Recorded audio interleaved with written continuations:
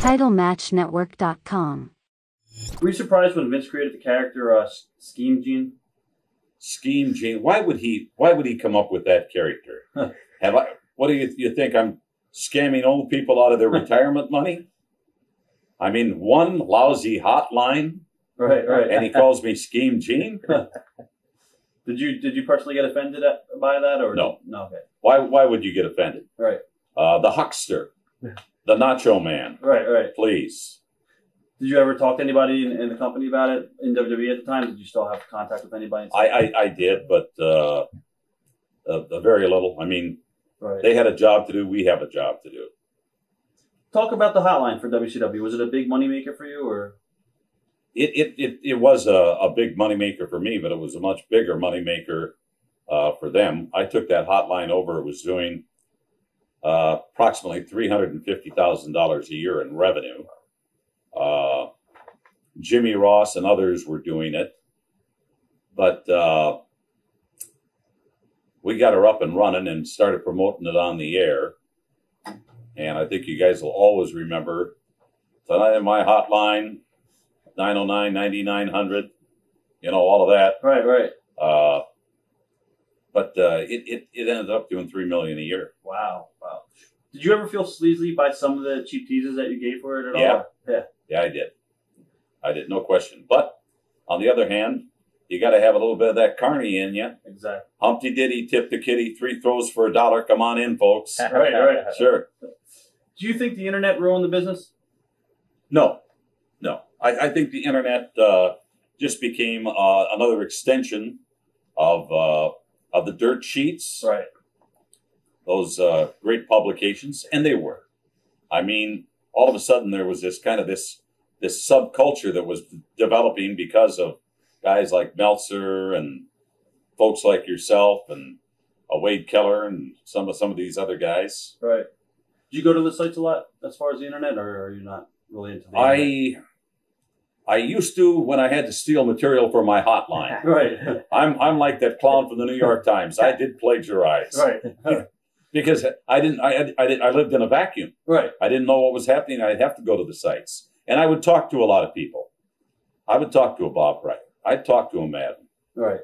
I never really talked all that much with Dave Meltzer, with Wade Keller. Right. But I would talk to Alex Marvez. Right. I would talk to some of these people. If I would have had your telephone number, you wouldn't have kayfabed me on that. I would have been calling you. Thank you. Thank God that Doug would volunteer every now and then. That's right. I bet he would. Yeah, probably. A sickie. I guess at what point did you realize, looking back now, would you say, all right, I'm good at this? I made it.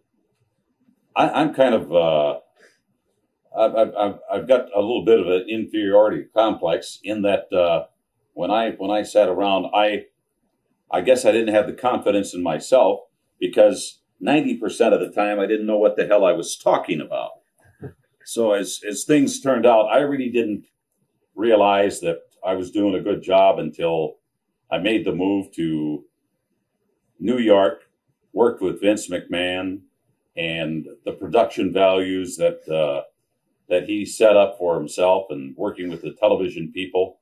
I mean, it was a very important thing to him, and we had to do it in a professional way, and I could pull it off, even though sometimes you had to, you're going by the seat of your pants on a lot of this stuff. Right. You had to kind of wing it, but it all worked out, and I said, well, maybe I should do this for a living, and went in and negotiated a contract with Dick Glover about 2 or 3 days later with the blessings of Vince McMahon. How much leeway did you have in both WWF and WCW as far as ad-libbing? Well, back in the old days, I mean, everything was ad-libbed. I loved the All-American Wrestling because I wrote the script as I sat in that studio down in Baltimore and tried to intertwine a little entertainment with, that was kind of a recap show of what's happened in the last week or two.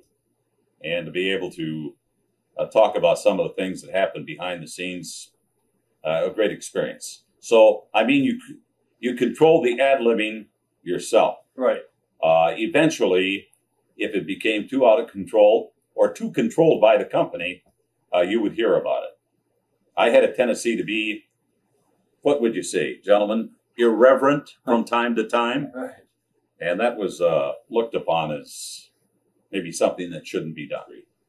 Did anyone ever give you a feeling of, oh, you're not one of the boys since you were just an announcer around that time period? I did. I got that from, believe it or not, Sir Oliver Humperdinck. I attended a match with my good friend, Lord Alfred Hayes, down in Sarasota, Florida, where I now live. And Oliver Humperdinck in Kearney mentioned something to Lord Alfred Hayes.